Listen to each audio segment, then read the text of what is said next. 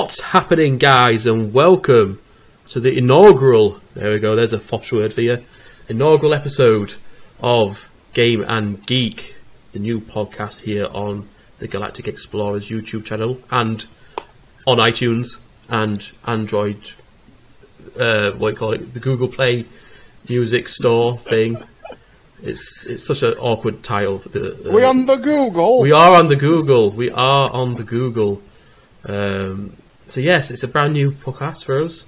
We did talk about it in Tuesday's episode of the GEP. So the GEP will stay as a No Man's Sky / science fiction gaming podcast, and Game and Geek will be more of our general gaming and general geekery going on in here. We also have a new guest with us, but as always, I am joined by Kings. How are you doing, sir? Hello, Ash. How are you doing? I'm very well, thank you. And a very, very old friend of mine. We are joined by Mr. Craigie. How are you doing? Hello. It's good to be, back, I guess. It is, yes. You were on one of the first episodes, wasn't you, of the Galactic Explorers podcast back in the day? A while ago. It was. So yes, it's nice to have you back. Back among the, I don't know, what should we say? Geeks? The geekery. Craig's never left the geeks. Craig is a founding member, I'd like to say, of the geekery. But yes, it's lovely to be here. Well, it's more than amazing to have you back with us. But yes, let's get on, because we do have quite a jam-packed episode for your faces and ears today. We'll start off with games, as it is the first word of the title of the podcast, isn't it? So we had the Game Awards go on last week, and it was quite an eventful. I think it's probably the best of the Game Awards that has been. I think it was the 5th year that the awards have been on. And the best way they could have started the main show was having all the heads of Sony, Xbox, and Nintendo, the US branches rather, on stage at the same time. If either of you saw that, it was quite interesting to see. No, I didn't see it. What? So I believe it's a lowdown. Well, the guy who runs the Game Awards, he also presents it and everything, and obviously when the main show started, he introduced them all, and they all came out on stage one following each other, and they're all on at the same time, and it's one of those weird things that you just thought you'd never see. I did see this actually, and it was just a case of it was one of those moments of yeah. What a knife! Yeah, I kind of like it's not inspired me, but I thought, is this the start of something? With like obviously PlayStation's whole bollockry about what is it, multi-system playing? Yeah, all the crossplay. Yeah, crossplay stuff and stuff. So, but it kind of did lead on to something a little bit later on, which we'll get to. So yeah, they did this whole speech about gamers not to one console or PC master race kind of thing, which was quite nice, and it was just one of those special moments, isn't it, where you kind of get like in football when you kind of get like 5 players from different generations all on the pitch at the same time or something. But it was quite a I think it's really good if it means that there's going to be a little bit more cooperation rather than trying to silo their consoles against everybody else. Yeah. Then I think gamers are going to benefit from it. Yeah, I mean, especially with Sony and Nintendo. Yeah, absolutely. Nintendo's very protective of its IP, and Sony is very protective of its golden garden. Yeah, they did try and create the console back in the day together, didn't they? Sony and Nintendo. Well, yeah, that led to the PlayStation 1, didn't it? Yes. So it's interesting to see, especially with like I said, this little bit of news what we got later on. But obviously, the big news what came out of the Game Awards was who won Game of the Year. And it was the PlayStation 4 exclusive God of War. So, Golden boy. Yeah. They're so funny when they came out on stage. What's his name? Christopher. Here we go. No, Kratos. Sorry, Christopher. Yeah, Kratos. Sorry, Kratos. Hello, I'm Christopher. I'm not gonna lie. Like, obviously, he played in. It was Stargate, wasn't it? SG-1, and his head is much bigger than I remember.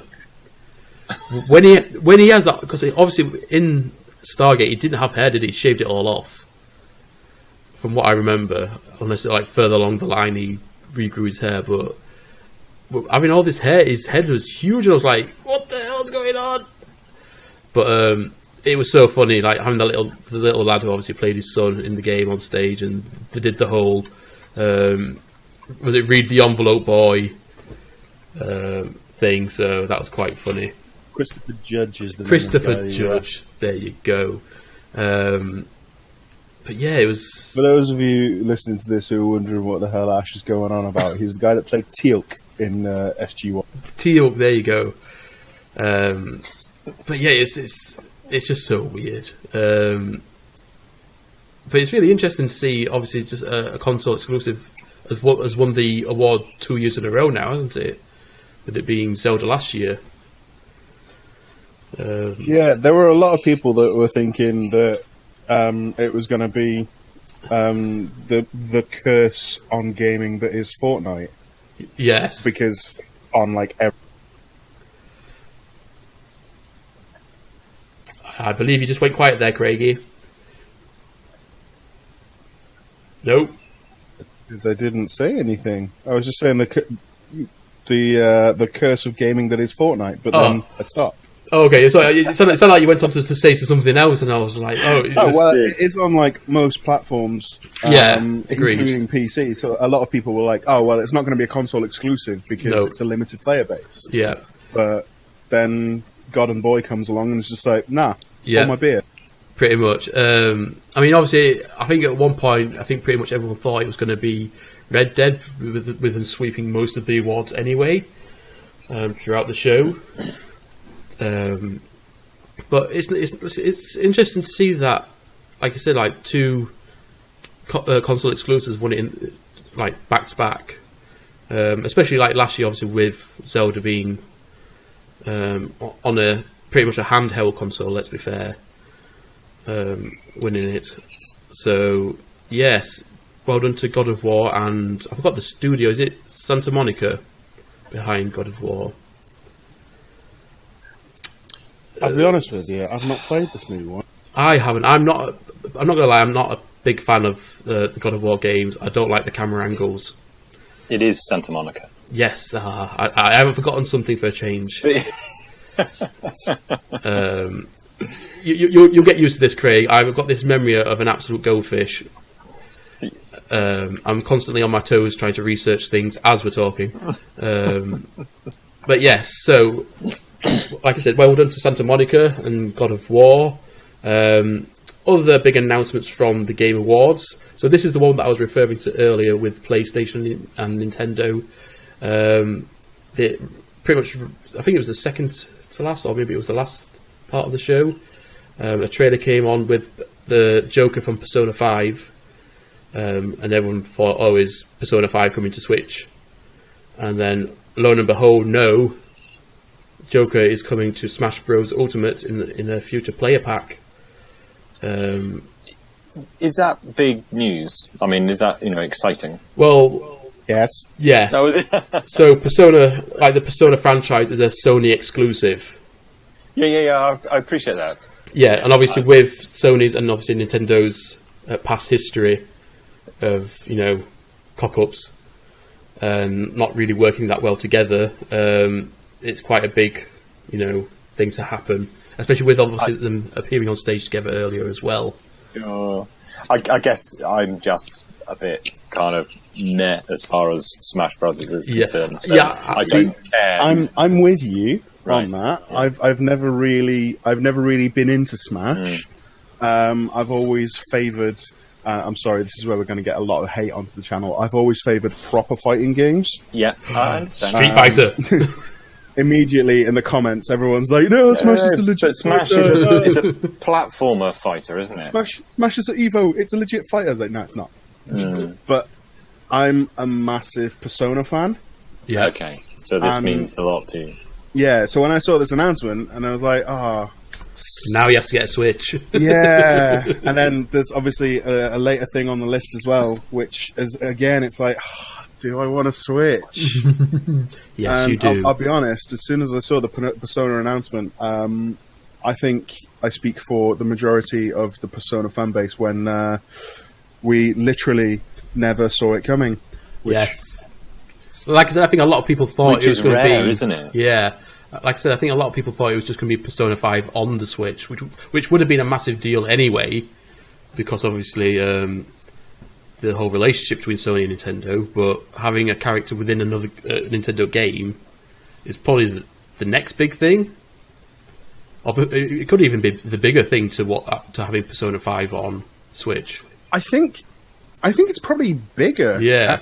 Because rather than just taking a Sony game and putting it onto a Nintendo platform, they work together. This is an actual partnership. Yeah.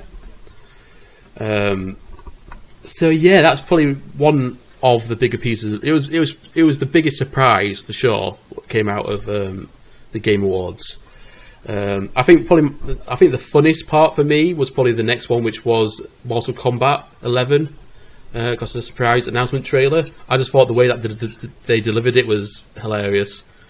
So I believe he's the creator or either the head of the studio who makes Mortal Kombat, comes out on stage to present the award for Best Racing Game, which isn't even a category in the Game Awards. And instead, Mortal Kombat 11 trailer comes on where, I can't remember the characters, but is one of them Scorpion?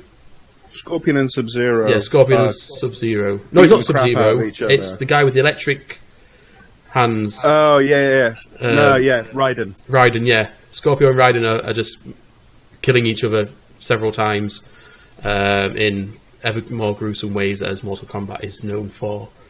But yeah, it was just. Oh, I just loved the bit with the whole electric bolt, and then obviously the Mortal Kombat logo comes on as well. That was quite cool. Now this I actually found quite interesting because I haven't played the previous one. Yeah. And obviously the long history of Mortal Kombat, the story of Mortal Kombat has gotten quite convoluted. Yeah.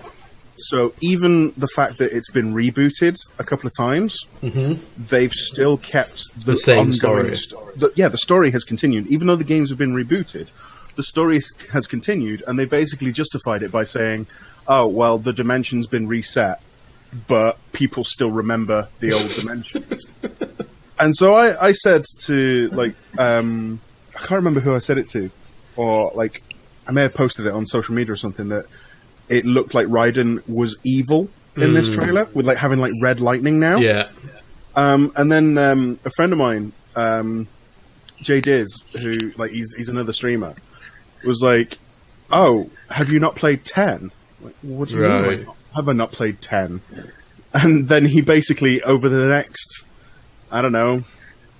10, 20 minutes, over several paragraphs, explains to me the ongoing continuity of Mortal Kombat, which I greatly appreciated and I loved reading. But it did explain it a lot, and I was like, oh, okay, that makes sense. Yeah, I think that's kind of results of what you get when you make 11 games.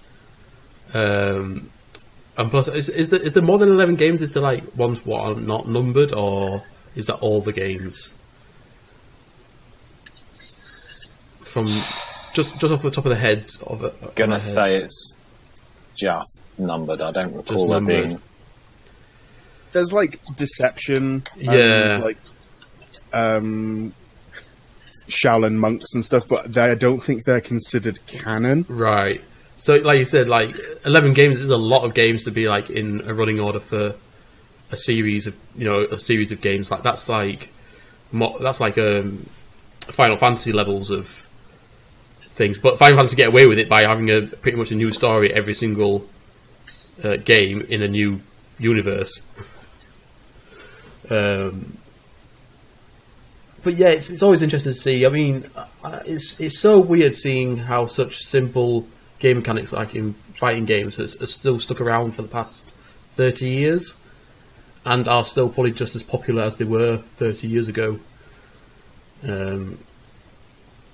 Although I think probably the one that's suffered the most is probably personally is Street Fighter, even though I think it did quite well, didn't it, in the last game? Have you seen the rumor? I think it is only rumor at this stage. I don't think it's official. Let me just have a. Well, while you do that, I'll tell you that I'm looking at the Wikipedia page for Mortal Kombat, and there was 1, 2, 3, and 4. Right. And in between 3 and 4, there was an Ultimate Mortal Kombat 3. So I guess that's kind of a remix and a trilogy. And then there were about a dozen different Mortal Kombat games with different subtitles before you hit Mortal Kombat 10 in 2015. Right. Oh, and then a Mortal Kombat XL, X goes to XL in 2016, and now we have 11 next year. Jeez. So yeah, loads. Speaking of Street Fighter, yes. Have you seen Capcom have announced? When was this? This was yesterday. Oh, okay. This announcement was made. So fresh content. Yes. Capcom are going to start placing sponsored in-game advertisements in Street Fighter V. What, in the backgrounds? No, on loading screens and stuff, I think. Okay. As of tomorrow. Oh. Which, obviously, time of recording, this is the 10th of December, so this will be from the 11th of December. Capcom are putting adverts into Street Fighter V. Right. Now, the question is, are they going to purposely, obviously it's going to be a part of a patch, isn't it? What downloads onto your console.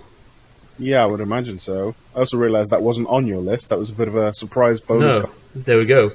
In the words of PewDiePie, content. It's hopefully what they aren't planning on doing is increasing the loading time so they can obviously make these. The adverts stay on for longer. Yeah, the adverts stay on for longer. So I'm guessing we'll get some kind of backlash about that over the next week and see what people's thoughts are about that. It'll be interesting. It's not a new idea either. There have been movies, for instance, that when they get released years later on DVD, they've changed adverts that appear in the background of a certain scene so that they're more modern and current. Yeah. For things that weren't even in existence when the film was originally made. Product placement, though, as well, isn't it? Obviously, especially James Bond films. You see James Bond films where they're using a certain watch, or obviously the James Bond cars. Sure. It's anything for the money, isn't it? Yeah. It's all about the money. So, I mean, obviously, probably the reason why they also do it is to help fund, obviously, making the films and the games as well. Of course. And if it's just a loading screen, hey, I can ignore an image of a can of Coke, or I can ignore an image of something that says loading 50%. I mean, if they do it in a way that obviously suits the game, so I can like in Street Fighter, I can imagine, a scene with Ken and Ryu drinking a can of Coke in a very 80s fashion, as is the era. Then having the full-on Predator handshake. Yes, and obviously lips not even touching the can, just the can slightly above their faces, mouth open, pouring it in. So yeah, I mean, as long as it's not just literally like you say, just an advert playing on the you'd want it to be integrated a bit better than just a logo, wouldn't you? Yeah, but I'm sure we'll get some backlash, or we'll find out exactly how they are implemented in the following week. Next, this is probably what Craig was on about earlier about the Switch. Marvel Ultimate Alliance 3, the Black Order is announced for Nintendo Switch, and it's an exclusive as well. Mustard. Which Craig is obviously having a small fit about. It's interesting because I believe weren't the previous Ultimate Alliances Nintendo exclusives anyway, like on GameCube? Yeah. Or were they not? So the first one I played on PS2. Right.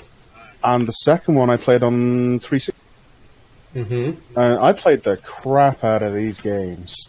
Yeah. So, like, and that was it. It was done. And then all of a sudden, it was, all of a sudden they're like, "Oh, we're bringing out a third one." I'm like, wait, where did this come from? Yes, pretty much. It seems. I mean, obviously we haven't heard anything about an Xbox One, but it seems Marvel are trying to bring out a console like a Marvel console exclusive on each of the consoles. We do know. Obviously on Sony, we've got Spidey. Yes, obviously, and now we've got Ultimate Alliance on Switch, and we did talk about this the other day in the GEP episode, where not Xbox, what do you call them? Microsoft. Not Microsoft. No, it's the developer company Square Enix. Square Enix are supposedly working on an Avengers game. Oh, okay. Yeah, I'm not sure which section of Square Enix it is. I can't remember off the top of my head. But obviously, one of their development teams is supposedly working on a Avengers game. But it has been said what console, if it is going to be an exclusive. I mean, that could go to Xbox. If they are trying to keep like an exclusive to each, or give an exclusive to each of the consoles, and especially with the way that Microsoft seems to be coming back at the minute as well, they're doing a lot of good things. What we weren't expecting them to do. I feel anyway. But yeah, it's interesting to see Ultimate Alliance making a comeback after. I'm very excited. Did you say you played the last one on 360? I'm pretty sure I had it on 360. It was either 360 or it was still PS2 or Xbox, original Xbox. No, I'm pretty sure it was 360. Right. So I can't remember which one. Yeah, it was 360. Yeah, I know Leanne played one, and I know she played it on the GameCube. I can't remember which one that was. Probably the first one, I guess. Was it? Right. I reckon. Right then. Next, we got a new trailer. I think this was kind of unexpected as well. Far Cry New Dawn announced. Yeah, it's interesting, isn't it? It is. It seems to me. It looks like with their Far Cry series, they're doing the same thing what they did between Far Cry 4 and Far Cry 5, where they brought out the caveman version. Yeah. Where they used the same map again, didn't they? It was this that's right. Yeah. And Far Cry Primal. That yeah, and they're doing the same thing with New Dawn, where it's pretty much the same map. It's set in the same place, Hope County. But well, that's because it's technically a sequel to 5. Yes, it is. Because one of the endings for 5 is the bombs drop. Yeah. Spoiler alert, yeah. You're supposed to say that before. But yes. Quick, Ash, edit it so that I say it before. This will end up being a very weird sounding part right in the middle.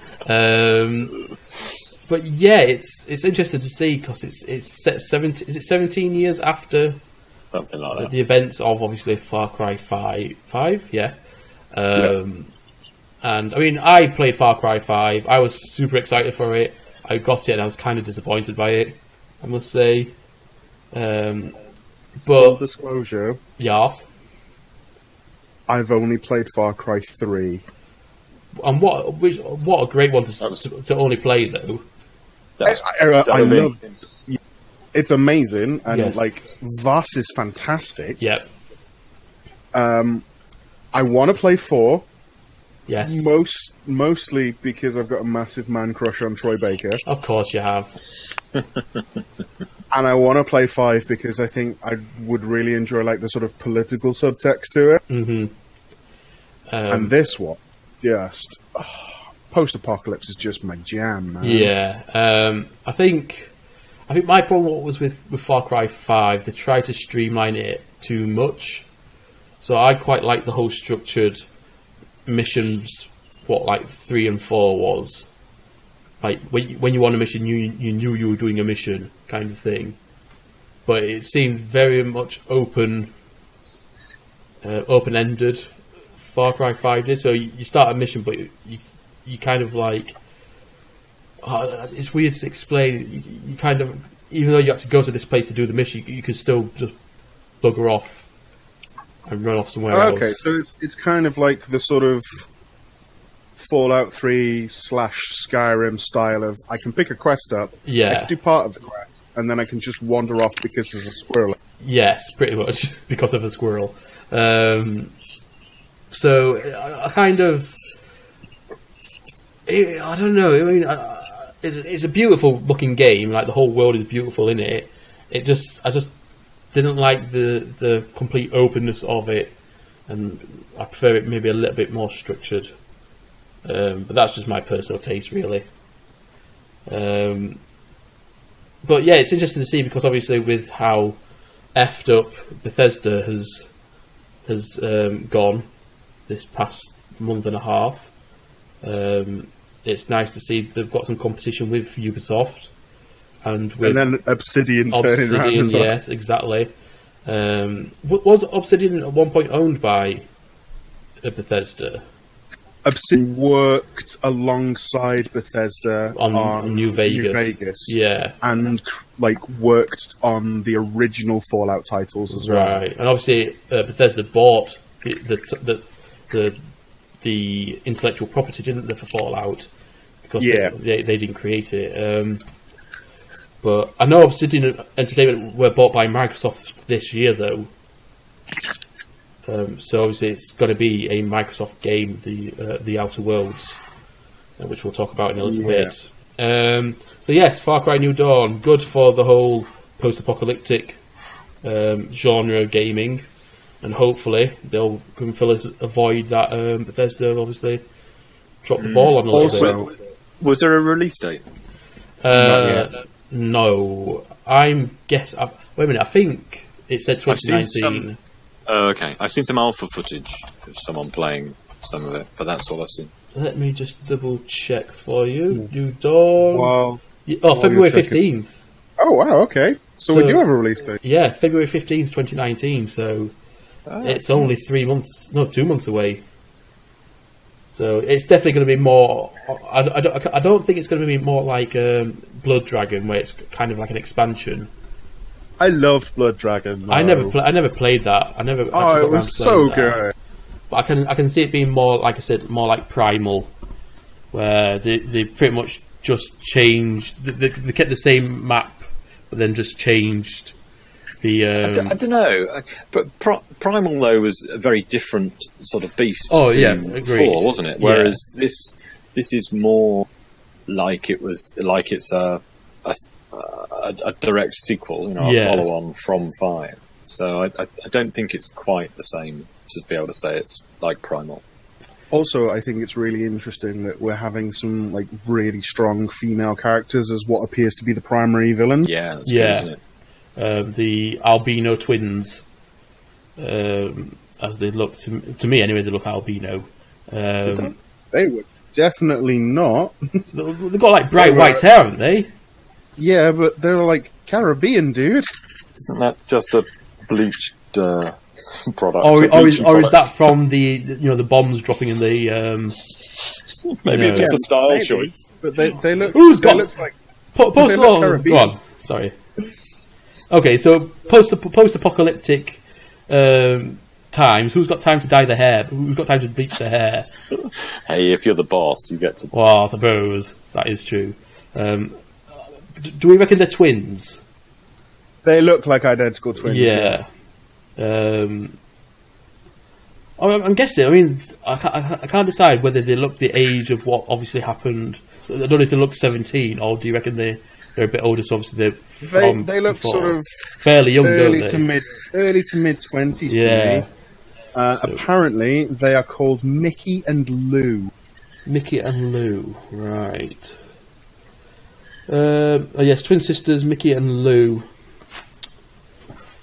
Interesting. Voiced by Cara Ricketts and Leslie Miller. I'm not sure if I've heard of them before. But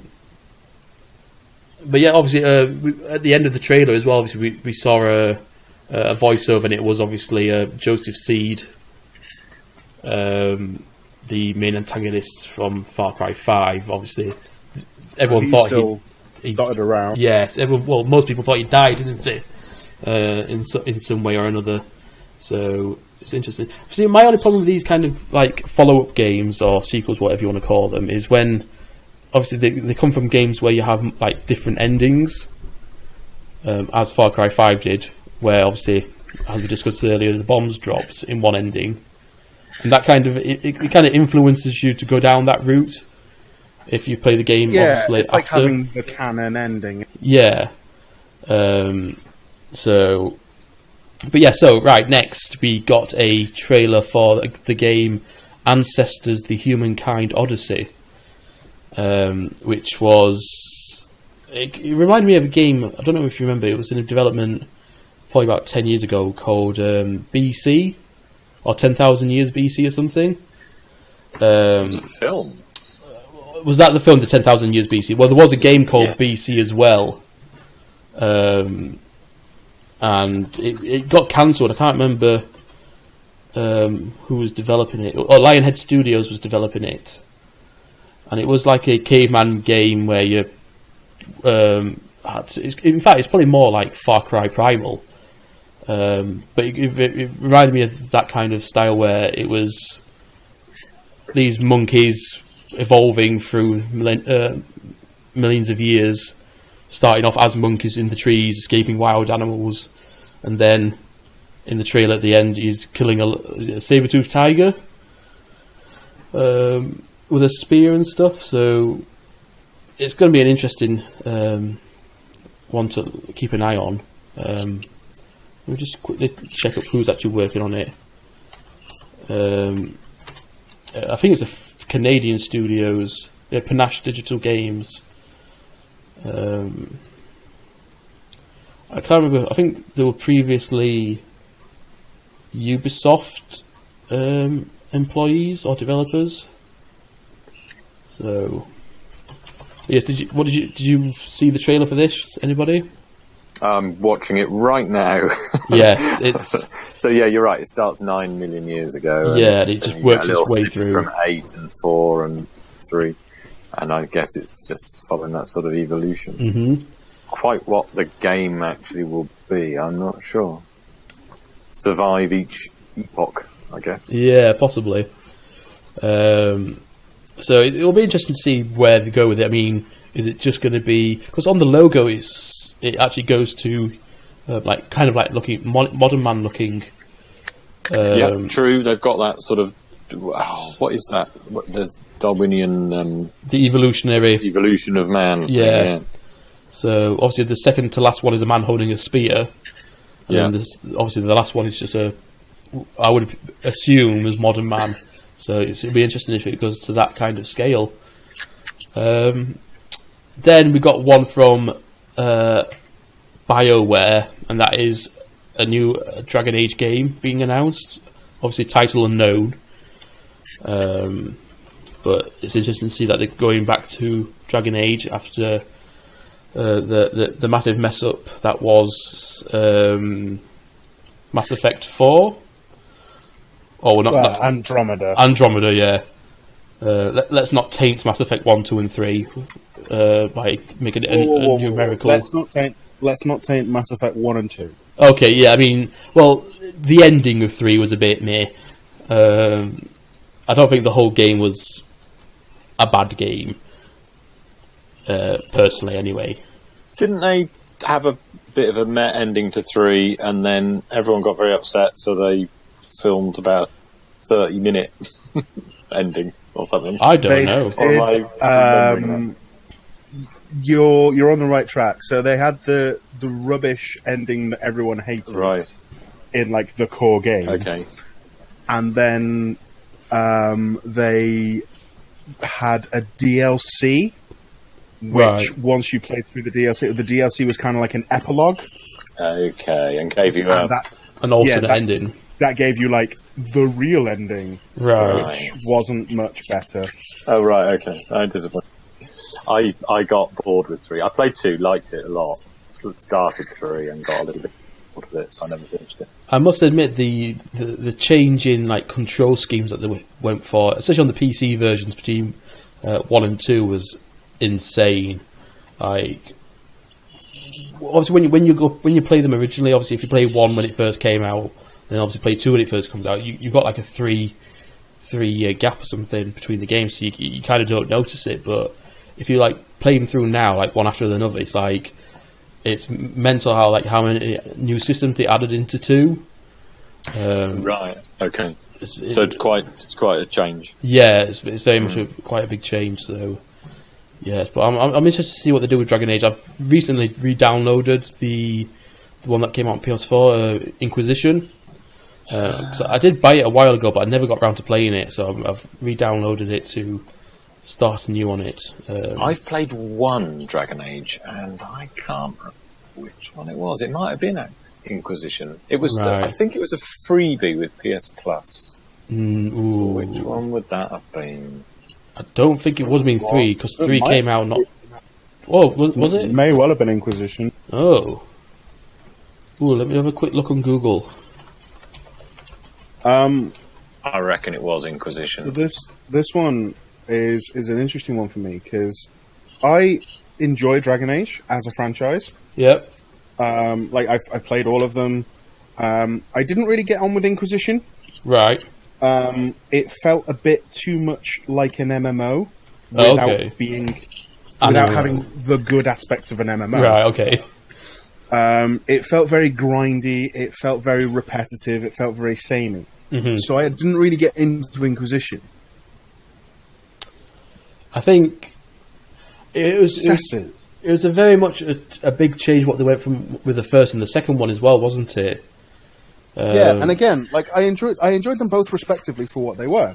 But a lot of people don't like 2 because you have to play as Hawk rather than make your own character. Yeah, it's so you play as the same character but as 3 different. Was it 3 different classes? Wasn't it? 3 different classes, and then you can choose like male or female. Yeah. But yeah, so sorry. No, I was just going to say it wasn't Inquisition; it was Origins that. So that's the first one then. And but there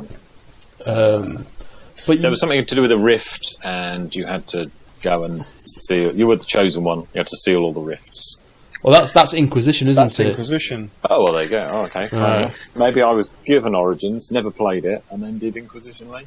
Perhaps, yeah. Perhaps I bought it. I think.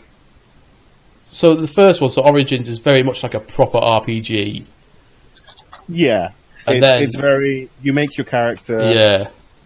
You become a Grey Warden. You go fight the demons, and you decide who your best waifu is. Yes, adventure ensues, and then the second one. The second one definitely looks a lot nicer, like graphically as well.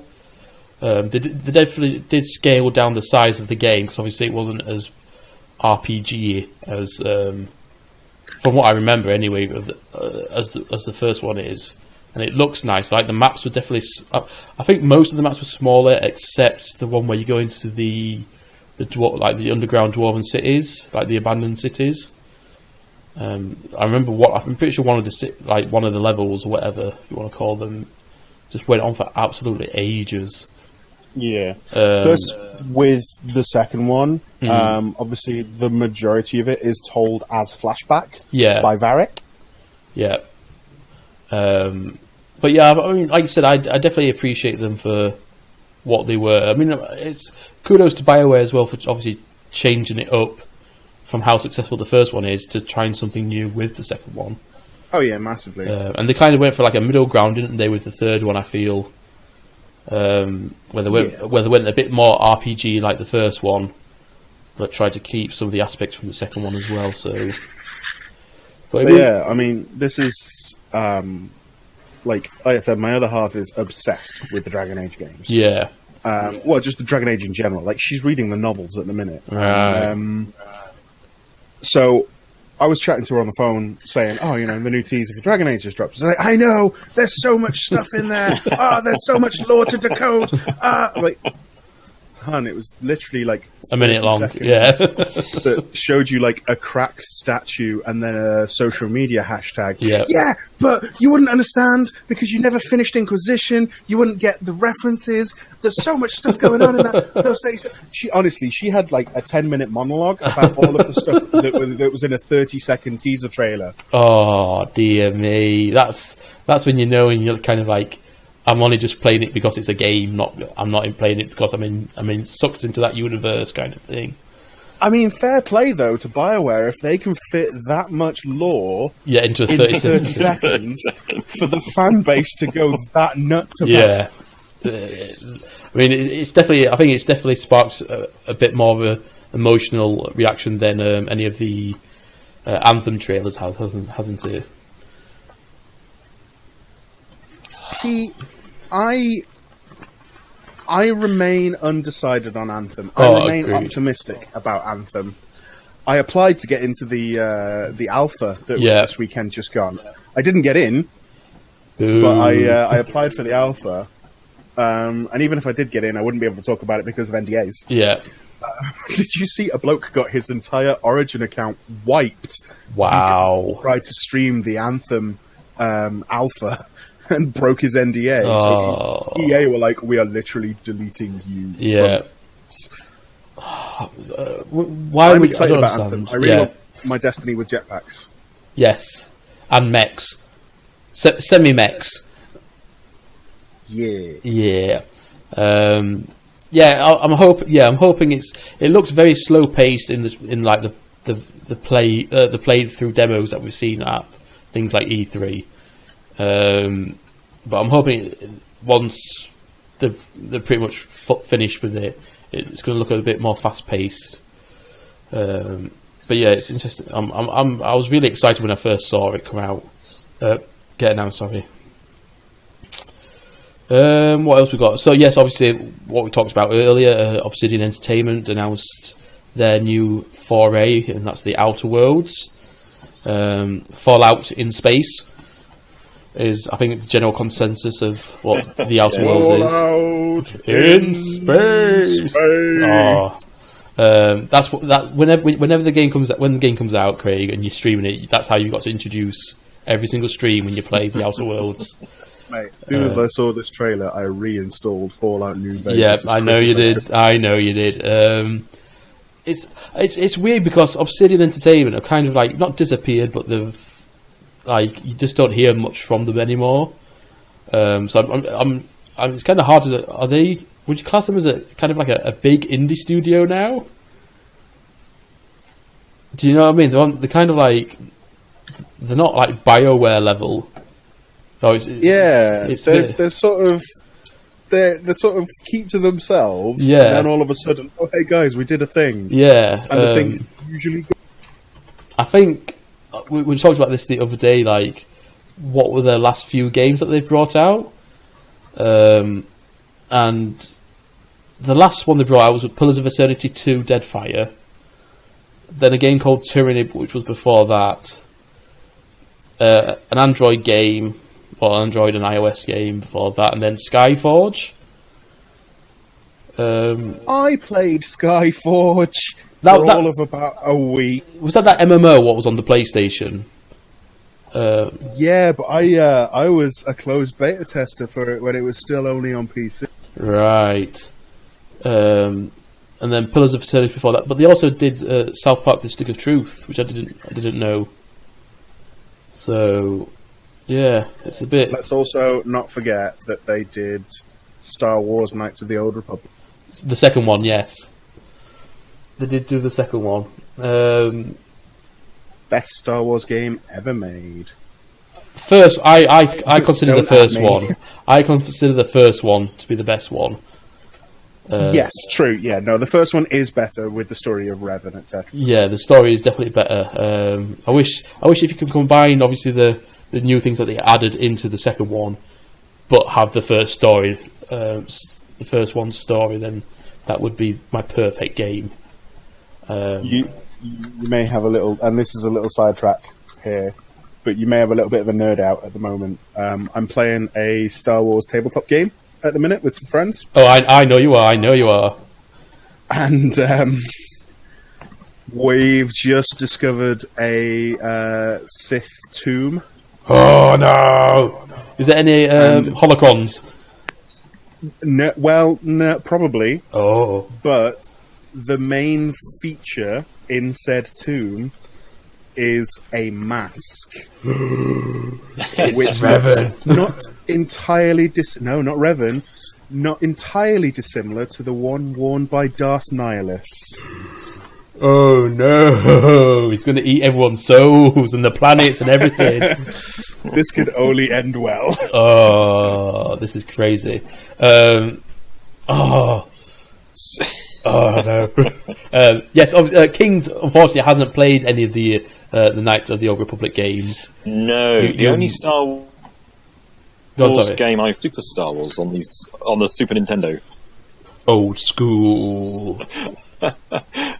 You know, I've actually got that on my PlayStation account. Oh, have you? Well, I did. Oh, right, okay. Because the first Battlefront, the first Battlefront reboot, if you will, yeah, that they did. I got the Battlefront edition PlayStation.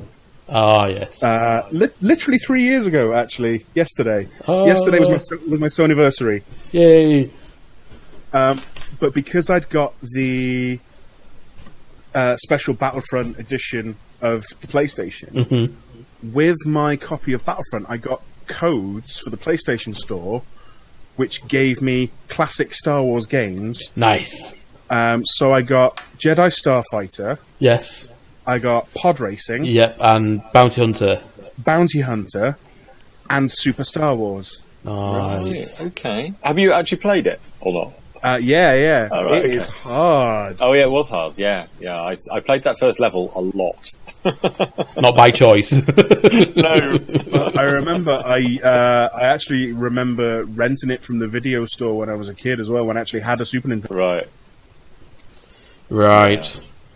People should go and watch a little video of what Super Star Wars was like back in 16-bit days. Oh, the you see what happened to us? Obsidian Entertainment has got us completely sidetracked. This is what I mean.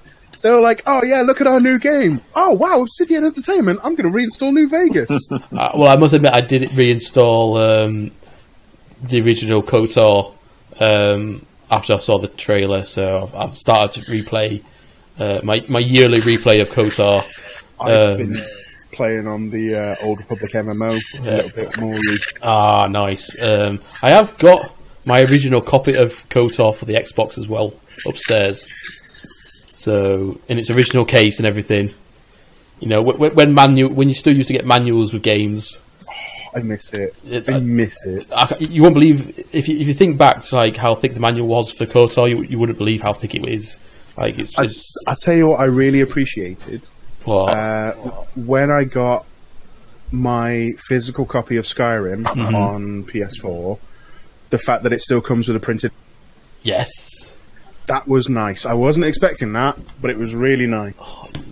Manuals. I just miss the days when you used to get manuals. But now you're just expected to know how to play the game. Yeah, pretty much. Right, next and finally from. Should we actually maybe talk about the Outer World? Well, I mean, we have been going on for 50 minutes now. Oh. Yeah, so we haven't even got to the end of the Game Awards. So right, the Outer Worlds. We didn't really see loads going on in the trailer. I must admit, it looks, especially that beginning bit of the trailer. It was very reminiscent of Fallout 4. Where they're like looking in on you when you're inside that cryo tube, and the crazy ass doctor. I literally thought it was going to be like another Fallout 4 kind of expansion or something that Bethesda was trying to get some good faith back with people. Obviously not. It was Obsidian. Yeah, I think you pretty much got the nail on the head when you said Fallout in space. Yeah, it looks. I mean, especially what I've noticed with these recent announcement of apocalyptic games. So with obviously Far Cry New Dawn and the Outer Worlds, the worlds look quite colourful compared to what you usually think a post-apocalyptic world would be, which is what for most of us is obviously Fallout, isn't it? We always think grey, dingy. Dirty. They've even kind of done that with 76 as well. 76 is a lot more colourful than like 3, 4 or New Vegas. Yeah. So it's quite a nice new trend, I think you can call it. But yeah, we didn't see loads of anything like any gameplay aspects of the Outer Worlds. I did say this the other day in the GEP podcast that the logo reminds me of the DuckTales logo of the cartoon animation. But yeah, I can't wait. I mean, when did we say the Outer Worlds? Did I say, was it 2019 at some point? Somebody looked something up on a computer. Yes, that's me. That's me. Yeah, it just says 2019. So I reckon we won't see this before E3. Because they'll just want to get obviously their big E3 kind of thing out of the way with. I don't know where they will show up though, because it is coming on PlayStation 4 and Xbox One, so it's not going to be an exclusive. So we'll have to see where it shows up first. Predictions? Well, obviously, in fact, it won't show up at PlayStation, will it? Because obviously they're not going to be at E3. So Xbox it is, I would assume, at E3 this year or next year rather. Yeah, if it even goes ahead. Well, E3 will still go ahead with or without PlayStation and Nintendo. Yeah, Nintendo was always at and Microsoft being across the road. Yeah, but I mean, it's so close to like the location, and it's also during E3. Like it's still, I think everyone still classes the Xbox show as part of it. Yeah. Yeah, no, I agree. But, yeah. You know, it's just it's odd. You know, not odd, but it's kind of an evolution of where the media and announcements of games is going. You don't really have quite the same need for an annual event where everyone gets together and spends gazillions of dollars on. Well, I just think the bigger companies are just too big to be part of someone else's showcase, I suppose. Obviously, that being E3, they're big enough to be have their own showcase. But yeah, I would imagine it was going to be on the Xbox One just because Obsidian Entertainment are owned by Microsoft Studios. Yeah, that makes sense. Yeah, so it may not be a console exclusive, but if it's going to be a choice on which stage it's going to be on, it's going to be on Microsoft, isn't it? Right then, last and finally, the creators of Ark, the dinosaur-y MMO game, have a new MMO out called Atlas, or it will be coming out. I think the PC version comes out next week or this week. 13th. Yeah. So it is supposedly 40,000 times? Yeah, well, I was just looking on Steam page. It says 40,000 plus simultaneous players in the same world. Yeah, I hope they don't all go for a pint at the same time, otherwise the server will crash. And I'm kind of stuck on what to think of this game, because are they pirates and they have dragons and they have so much going on, demons and stuff? Wait, whoa. Pirates and dragons. Excuse me while I look this game. Yeah. Pirates, dragons, sea serpents. Yeah. The trailer has got all and ogres and five-headed fire-breathing hydra and all sorts. It kind of reminds me of the game. What was the pirate game on the Xbox that came out? Yeah, Sea of Thieves. It kind of reminds me of Sea of Thieves, of what everyone thought it was going to be like. I was going to say Assassin's Creed Black Flag. Yeah. But I mean, in MMO form. Yeah, that's right. It's an MMO, isn't it? So, yeah. Graphically, things have to be slightly different. But it's interesting to see them shifting away from Ark. I mean, Ark still does fairly well, doesn't it? And still is doing fairly well. But they say this is a survival MMO of unprecedented scale, so the emphasis appears to still be on, surviving. Yeah, and it being a sort of a massive online fight to the death every time you come across someone. Yeah, well, obviously you see other companies what do MMOs, obviously like the guys behind Warcraft, where they pretty much haven't done anything else for the past 15 years, and just beating on the just beating down the same door with new expansions for World of Warcraft. Sure. While I've got a player base, just keep them busy, don't you? So, but obviously these guys, Grapeshot Games, decided to not do that. Obviously they've still got Ark going on, but they've also been working on something much bigger than Ark. So it's going to be interesting to see. I mean, it looks really good. I'm stunned. How do you get that number of individual player base players? Well, no, their base is one thing, but I mean, how do you get 40 instances all running and synced together so that you can see them? I can imagine they've been testing it for a long time. I mean, obviously, with their background being in obviously online multiplayer games with like Ark and stuff. But it's fascinating, isn't it? Because what's the benefit of going, I don't know, above 1,000 to 40,000? Surely, if you've got 1,000 people in an area, that's a heck of a lot. If you, what benefit is there in making it any bigger than that? Large-scale PvP wars. Well, that is absolutely. true. You took it. Yeah, 20,000 aside. Maybe it's easier for them. 40,000 Battle Royale. Maybe it's easier for them to have one instance of the game world and then just fit it for multiple people rather than. Well, I don't know, but if everyone's in the same area trying to fight the same dragon, then.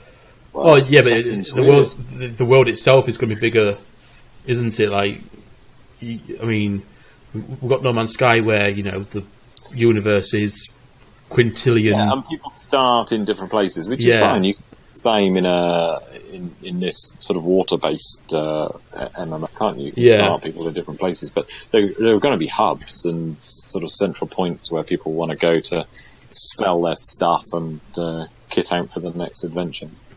We'll have to see. It's interesting. Let's be honest; it will never get to that size of simultaneous players. I would assume 40,000 is a lot of simultaneous players for an MMO. Certainly is. Just watch the trailer. I want it. I know. I don't know how much it's going to cost. I mean, most MMOs these days don't. If they are like pay to play, they don't tend to stay pay to play for very long before they end up being free to play. But then you get MMOs like Conan, where it's more you just buy out one time price and then you got access to it, haven't you? So whether it's going to follow that suit or not, we shall find out. Yeah, we'll have to wait and see. Yeah. But it's very interesting. Just from the scale of it. Yeah, is very interesting. I want to know if Craig's laptop's is going to be able to play it. Craig, you say it's on. You said there's a Steam page, right? Yeah. Yeah. I'll send the link. No, hang on. I've got Steam open. Okay. I doubt your brick of a laptop is going to be able to do it, Craig. You leave my Clockwork laptop alone. Intel Core i5, 4 gig of RAM. I mean, you've probably got 4 gig of RAM somewhere. NVIDIA GTX 770. Yeah, I'm only on an i3 though. And how much storage space have you got? Have you got 100 gig? Not off. Nearly swore then. But please tell me it's the same laptop you had when we were at university. No. Okay. I've upgraded since. It would have been funny if you still had the same laptop. Because I'm pretty sure even then you were complaining about your laptop being a bit old. This is the story of my life. I get a laptop and it's already like old. Out of date. And then I'll get a new laptop, but again it's already out of date. I just have hand-me-down laptops. Oh dear me. But yeah, that was like the biggest announcements I feel from the Game Awards 2018. If you guys saw anything else, what you thought obviously was a bigger or just as big, let us know in the comments below. Now we've got some news today, which Craig enlightened me to, and that was we've got some new updates for Monster Hunter World.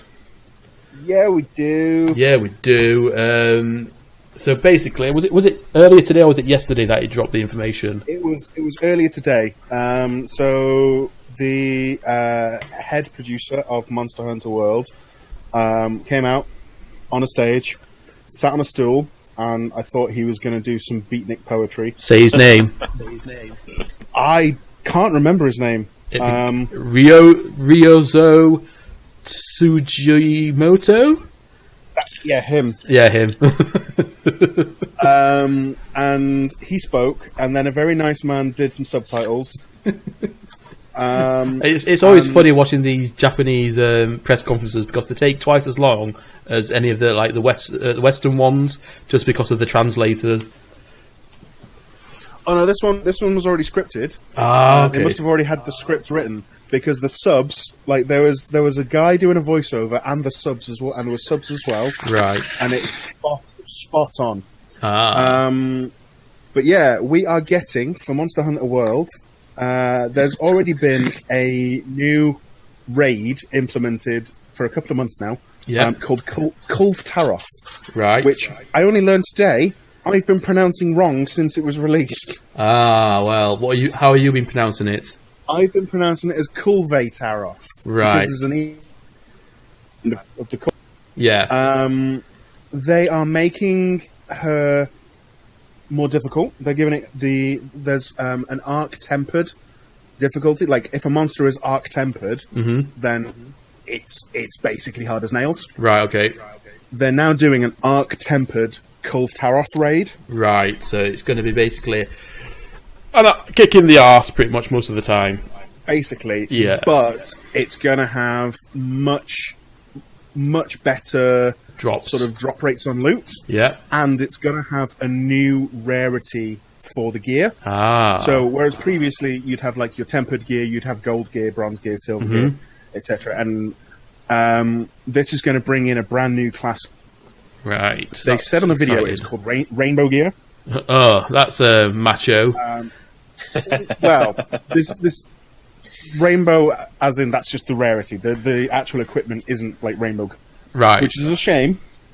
It is a shame, yes, especially with obviously the rainbow laces scheme just being implemented across sports.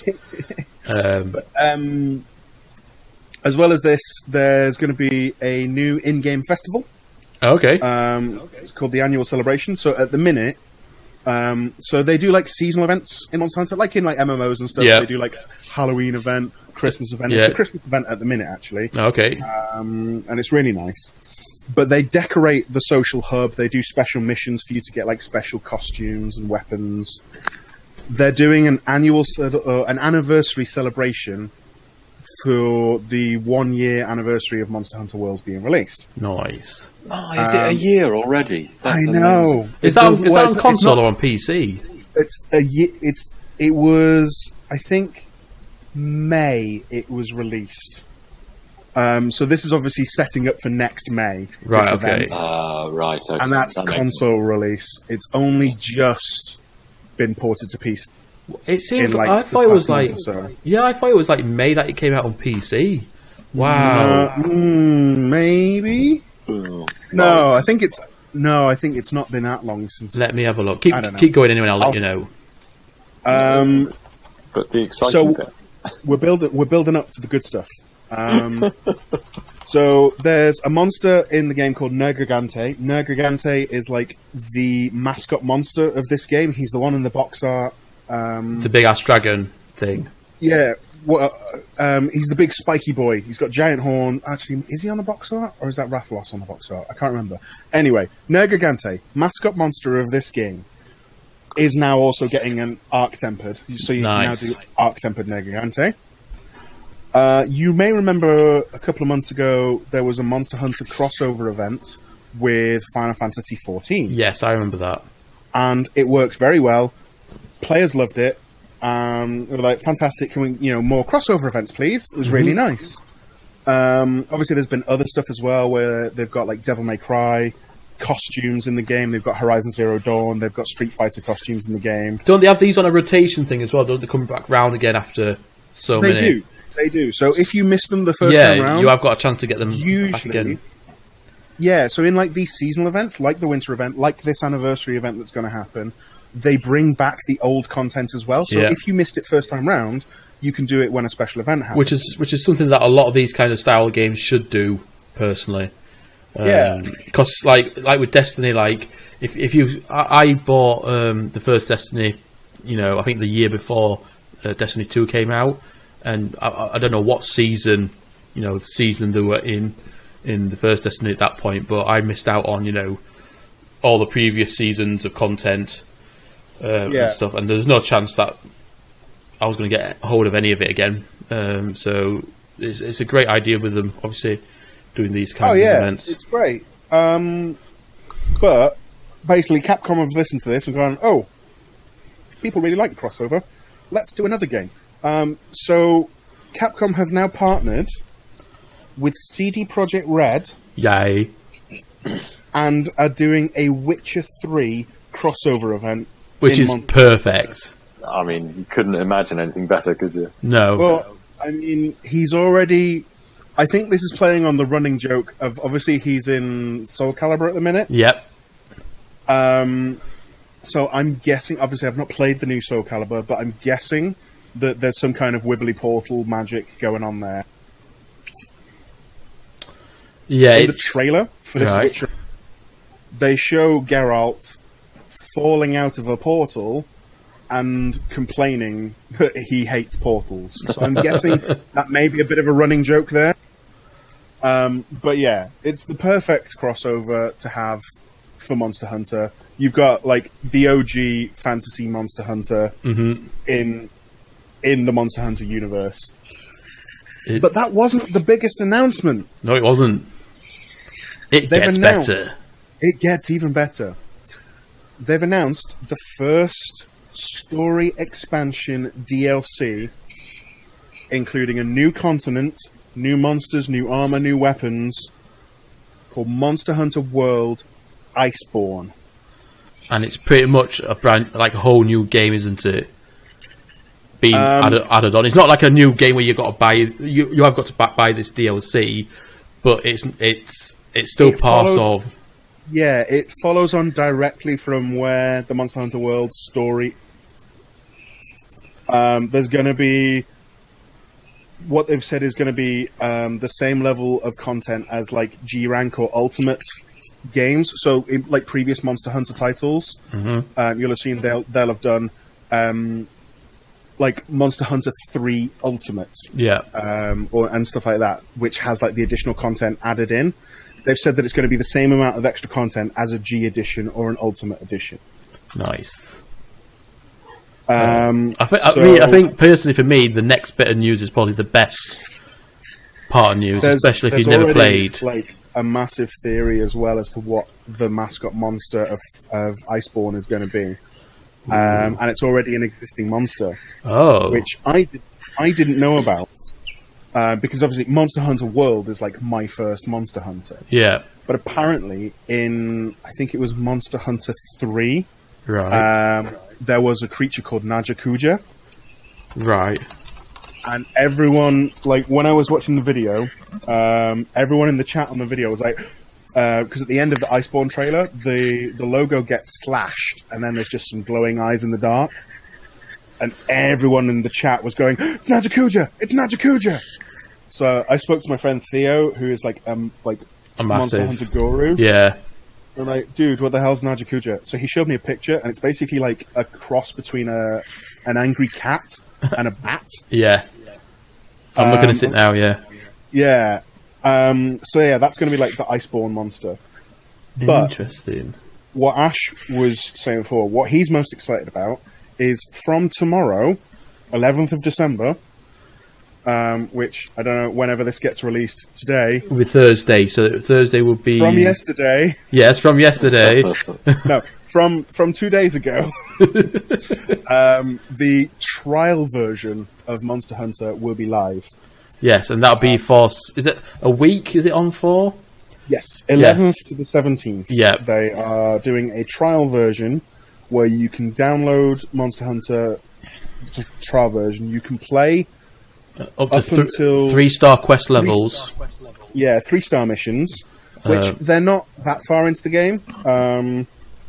There may be like a quarter of the way into the game. That's still a big chunk of the game, though. Yeah, but you can play with existing players who've got the full version. So if your mates have got it, you can play with your mates. Mm-hmm. And like you said earlier, it's very much a game that you enjoy more when you're playing with friends. It's very much a better with friends game. But most importantly, if you enjoy what you play in this trial version, your save data from the trial version will transfer over to the full game if you then decide to purchase. Woo! So you don't have to start from scratch all over again. Exciting. That's brilliant, that. I actually really like that. So make sure, if you are interested, go on the PlayStation or on the Xbox Live stores, download it. You'll only have, if this podcast goes live on the 13th, you'll only have 4 days left to play, but 4 days of a free game like Monster Hunter World is nothing to snuff at, is it? So I know I will be downloading mine on the 11th, which will be tomorrow. You will, mate. I'm going to be probably streaming. I don't know. I need streaming, but I don't know if I'm going to be doing Monster Hunter to finish off the winter event for that, right? Or whether I'm going to be doing Overwatch, because the winter event for Overwatch starts tomorrow as well. So many events, so little time. I know, it's like Christmas or something. It is, isn't it? So yes, Monster Hunter live, not live. What am I talking about? Monster Hunter trial version goes live. Make sure you download it if you haven't played it, just to get a free sample and make your mind up yourselves. Right then, games done. Geekery begins, and I think the theme of this week's Geekery is movies. Let's say we have had a few trailers drop. Well, two big. No, in fact, there is one trailer I also like to add to the thing, which I don't know if either of you have seen it, but yes. In fact, I might have seen it off your Twitter, Craig. But anyway, Captain Marvel trailer dropped, and the Avengers for Endgame trailer also dropped. Captain Marvel first, as that was the first one to come out. Thoughts on obviously our Captain Marvel. I'm guessing you've both watched it by now. Yeah, I jumped on both of those trailers as soon as it... Yes, sames. I try not to watch trailers. You don't, do you? No, you're one of these where don't ruin it for myself. But I have watched them because I know we were going to talk about it. Yay! What did you think of Captain Marvel then? Well, I don't know anything about Captain Marvel, so. Well, what did you think of the trailer? Well, it's another Marvel film, so I'm looking forward to it because I've enjoyed pretty much every Marvel film for the last, in the 10 the years. Modern cinematic universe. Yeah. So got no history with Captain Marvel. Only know about the name and the end of the last Avengers film. Yeah, I think she's definitely not one of the more popular heroes over here in the UK. I feel like. Who's the actress? Sorry, actor, I should say. Yes. Did you just assume her gender? No, I saw her in the film, in the trailer. Yes, it is when I type in this word, Brie Larson. Brie Larson. Yeah. I knew I recognised her. I think the only thing that I've seen her in was an episode of The League, which is unfortunately not being filmed anymore. But I think that was the extent. You will also know her from Scott Pilgrim. Oh yes, she played. Was it his ex-girlfriend? Yes. Oh, what was her effing name? there's a really funny meme going around at the minute of Captain Marvel and Captain America, and the caption is, he looks familiar, and then it's got both of them from Scott Pilgrim. Oh yeah. I remember her from Free Fire and Room. I don't know if you've seen either of those. I'm trying to and she was in Trainwreck. I don't remember her. Oh, she was in 21 Jump Street as well. She's done quite a fair few things, actually. Yeah, she's good. She's one of those actresses who you look at her, you think, I know her from somewhere, and then immediately go, oh! Yeah. She's done quite a lot of singing as well, hasn't she? Interesting. I don't know. She won an Oscar. She won an Oscar for Room. Oh, did she really? Yeah, I didn't like that film. A lot of people thought it was brilliant. They're a bit. I never get Oscar. But Free Fire is excellent. I don't know if you've ever seen it, but Free Fire is superb. It's really, really tight film. It's lovely. Filmed in Brighton. I'm actually really excited about Captain Marvel as a film. So, after recording the GP last night, me and Kings was asking me about Captain Marvel and why was everyone gasping at the end of it at the end of Avengers when Nick Fury decided to go all 90s on our asses and page Captain Marvel, and everyone was going like that in the cinemas. And they were. They did, except for me, who didn't know who Captain Marvel was. Yeah. So it's I was having to explain to him what was going on and everything. I just found the funniest part was the fact that you had to use a pager. So I think that's probably going to be explained in the film, because obviously the film is set in the early mid-90s. Yes. So, and obviously it's got young Nick Fury in. Yep. With two eyes hair. And hair, yeah. It's still strange that Samuel L. Jackson, I think he's in his 70s, isn't he? Yeah, he's got to be getting that. Yeah. It's right, and is it going to be him? Oh, he's 69. Yeah, it's still him. So, I mean, he doesn't look 69, really, does he? In real life, he doesn't actually look 69, so... No, he's doing alright, isn't he? Yeah. So I think one of the points in the film, I think, maybe sort of towards the end, I would imagine, like, maybe Carol's going to head off back to space to go fight in the Kree-Skrull War, but she'll give Fury this pager and be like, oh, if ever you need me... No, because I get a signal in. Get what do pages run off? Is it like mobile signals? They're just like text messages, aren't they? Yeah, I don't know. I wasn't in the era of the digital era. They have a phone number, right? And you. But yeah, I would presume. Like, look, if Doctor Who can make a mobile phone work regardless of time, period, or space. Oh, here we go. Then I'm pretty sure that, like, but if that's the case, though, if that's the case that Captain Marvel is from the 90s, her preferred method of communication was a goddamn pager. Why is not Captain America using not Morse code? What is it? Because he's spent time in the modern era. Captain Marvel has been off adventuring in space, so she doesn't know what technology is going to be on Earth. I suppose that's she's true. Busy using space technology. Space technologies. But she's off learning the Geek word for Geek. Oh, there we go, a No Man's Sky reference. Yeah, but I really can't wait. I mean, the trailers look fun. If you've seen any of the posters, she looks like she can't be bothered to be there in the posters. I don't know if that's the costume is perfect. Though, yeah. honestly. Oh yeah.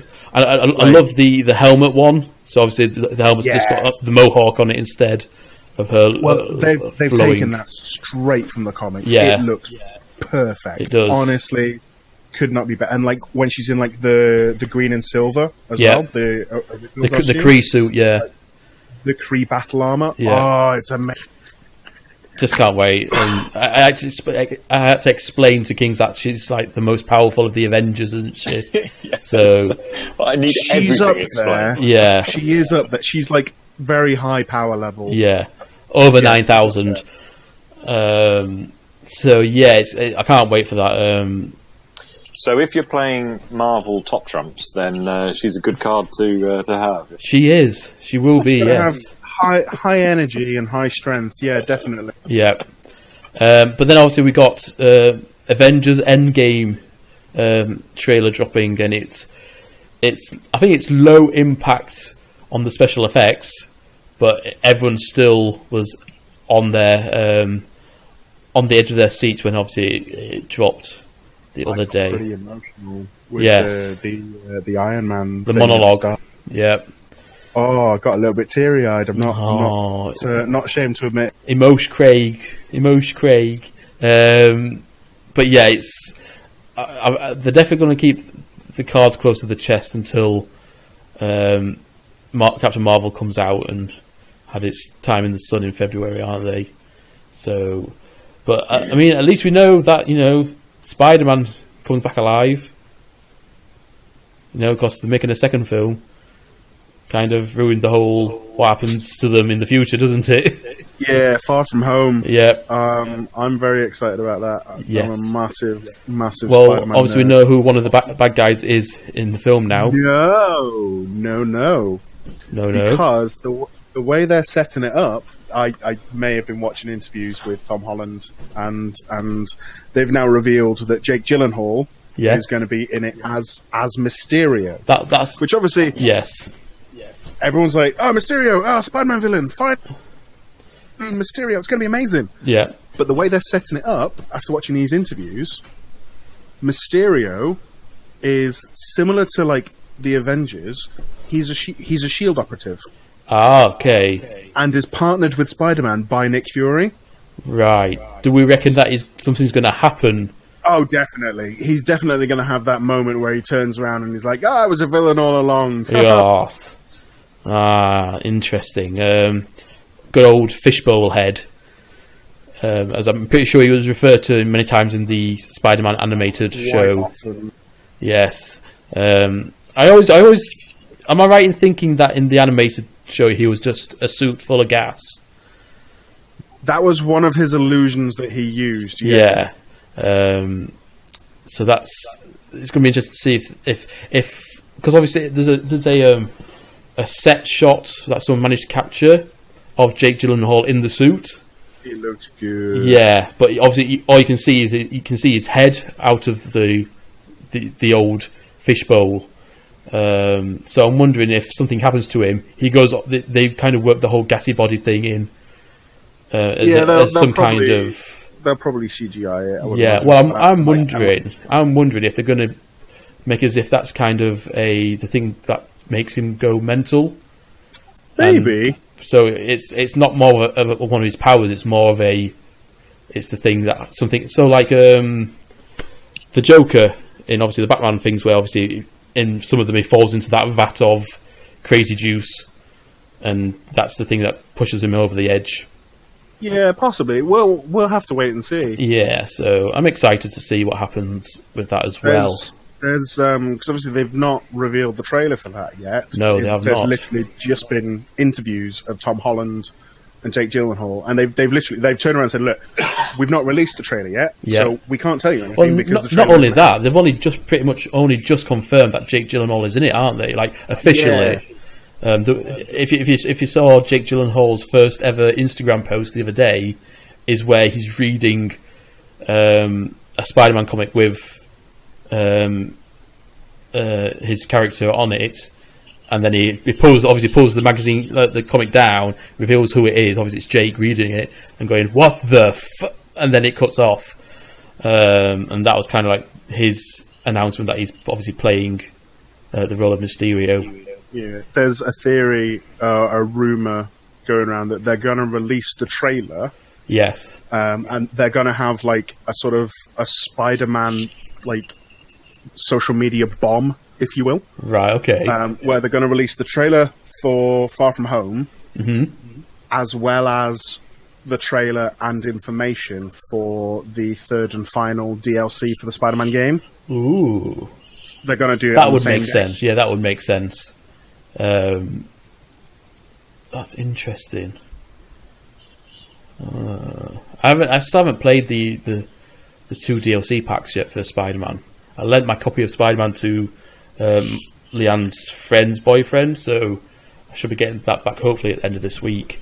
But it is interesting to see where they go with it. I was thinking of something else a minute ago, and then you just with you saying that, I've just completely forgotten what I've said. Okay, so obviously we've got that now. DC decided to come back with their own Captain Marvel, who got renamed to Shazam. Exclamation mark. Shazam! Exclamation mark.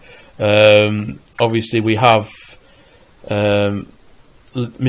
Levi taking up the mantle of Shazam. Zachary Levi. Yeah, Zachary Levi. Oh, is it Levi? Is it Levi or is it Levi? I'm pretty sure it's Levi. Levi. But then I was pretty sure it was Kulvetaroff, and apparently that was wrong. Yeah, great God. This is the guy who studied English literature? Yeah, right. Yeah, right. Here we go. No, but it's... there's one thing what really not irritates me, but I just cannot get over, is the fact that Zachary Levi must surely be wearing some kind of blow-up muscle suit in Shazam. Sorry. Maybe. I mean, he's a pretty cut guy. Yeah, he is. But I'm pretty sure when you do put like even muscular weight on, your head gets bigger as well, and yeah, I get what you mean. He's quite cartoonily muscular, isn't he? But then, like, Shazam's always been like that as a character. Yeah, I agree. But I think it's like, especially obviously with cartoon, well, with animation and drawings, you can obviously make them look as perfect and make everything look anatomically correct with the rest of them. But I think with Zachary Levi, he's more of an athletic build, isn't he? He's lean. Yeah. He's more lean. He's a lean built person rather than a broad shoulder, like his character in the last 2 Thor films, or as Kings will try and take the piss now and say, but there's only 3 of them, as he did yesterday. Yes, he did. In your drunk stupor, as it was. But yeah, in the Thor, because obviously he took up the role of. Ooh, what was the character's name in the Thor film? He was like the swordsman guy. Like yeah, but obviously it was a different actor in the first film, and obviously it was supposed to be Zachary Levi, but he had scheduling conflicts. Was that with Chuck? Was that for probably? It may have been. Yeah, it was after Tangled, I'm sure. Right. I might have to Google this now. But yeah, so obviously he wasn't in the first one, then he took over for the second and the third one. And he's quite a lean. He's lean in that, isn't he? He's not muscular. So, but I'm excited to see this because I don't think I'll go to the cinema to see it. But it's interesting to see DC going like the complete opposite direction. It may possibly have been scheduling conflicts with Tangled. Okay. Tangled was 2010. Thor was 2011. So possibly. Yeah, he did all his own singing work for that as well, didn't he? For Tangled. But yes, so I'm interested to see what they go, because DC, especially their comic book films, they're notorious for being dark and dingy and very, very serious. I'm liking the look of this. Yeah. And so Captain Marvel, as was originally called, yeah, it was a case of little Billy Batson. Whenever he transformed, Captain Marvel was a separate entity that he then became. Kind of how Thor used to be. Yeah. As well. In the old classic Hulk TV show. Yeah. It was just a dude that when he picked up the hammer, he became Thor. Yep. But then in more recent years, It's been a case of it's still Billy Batson, right? So still has the mind of this 12-year-old kid. Yeah. And obviously they've done that more recently with like the Justice League cartoons, with like the Young Justice cartoons. Mm-hmm. And especially in Young Justice, it is hilarious the way that they play it off. So to see that they're keeping that as the angle that they're doing for the film, having it, yes, it's Zachary Levi in his big buff, potentially padded costume. Potentially. But acting like this teenager. Yeah. Who gets bullied and all sorts, is exactly what I wanted from a Shazam movie. Yeah, and he's got the comic timing as well, hasn't he, Zachary Levi, from working on Chuck. Definitely. So, and he's got that awkwardness about him as well, because obviously in Chuck he was a massive nerd, wasn't he? A massive technology nerd, and it's going to be interesting. It's a nice change of speed for DC, from, like I said, being overly serious and depressing in their superhero films. Speaking of Zachary Levi, I'm really excited that Disney have confirmed that they've actually got Zachary Levi and a load of other actual voice cast from their films to play their roles in Kingdom Hearts 3. I did see. What did I see? I think I saw something else, but about one of the other actors that's been agreed to do it. So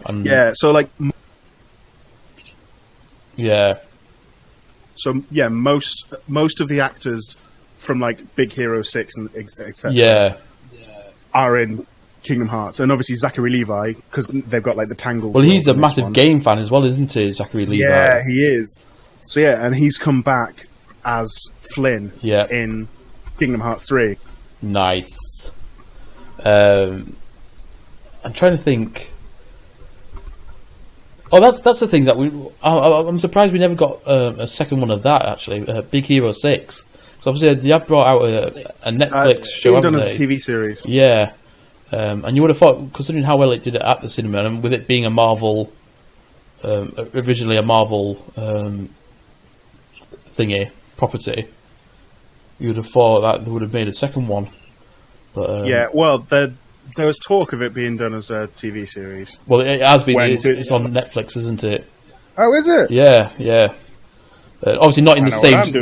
Not in the same style. Obviously not computer. I don't think it's computer animated. I think it's obviously old school, drawn-y, or some kind of drawn style. So yes, but the Shazam poster that drops obviously is doing the old kiddie lean with a bit of bubble gum hanging out his mouth, kind of pose, isn't it? All padded up. Yeah, he's just sort of like nonchalantly leaning, reading his phone. Yeah, as most teenagers do these days. That's got to be some kind of. It's more the arms and the chest has got to be padded. I'm not having. Are you sure you're just not jealous? I'm not jealous. No, I'm not jealous.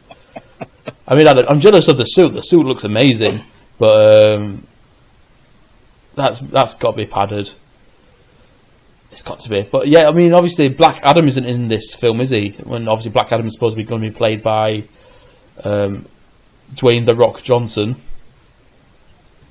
which I believe is going to be in his own separate film as Black Adam. So potentially, we'll just have to wait and see on that front, I think. Yeah, I mean, it's going to be weird because I can see Shazam being obviously this 12-year-old kid inside a superhero's body. It's just going to be funny seeing. It's just going to remind me of all The Rock's films with Kevin Hart, where you got the wisecracking little guy with The Rock, and it's just going to remind me of that because obviously you just know that Zachary Levi is just going to get all these smart ass jokes in, isn't he? Whenever he's fighting. I'm Black Adam. Also hoping that they managed to put in this film Mr. Tawny, who is basically a magical talking tiger who acts as like the sort of mentor for Billy Batson. Nice. Let's have a look. I'm not familiar with the whole Shazam University stuff. So, how do you spell it, Mr. Tawny? Oh, it's a. Some of it is a tiger in a suit. Nice. Oh, he's in a 3-piece suit. That's hilarious. I wonder if it's his friend, because obviously he's got that little. Obviously, it's in the trailers. He's got his friend with him a lot, hasn't he? So I wonder if he gets turned into this tiger on 2 feet. Nice. Right. Yes. So I think that is it. Anyway, that's the list. That is the list. There's a few extras. And yes, and extras. So yes, thank you guys for joining us today. Thank you so much, Kings and Craig, for joining me. Very welcome. Thank you. Pleasure being here. Thank you so much. So make sure you guys leave your thoughts on everything that we talked about today down in the comments below. Leave us a like. Leave us a review if you're listening to us on either iTunes or Google Play music thing with Google. Yeah, on the Google. And yes, guys, from us to you, we shall see you next time.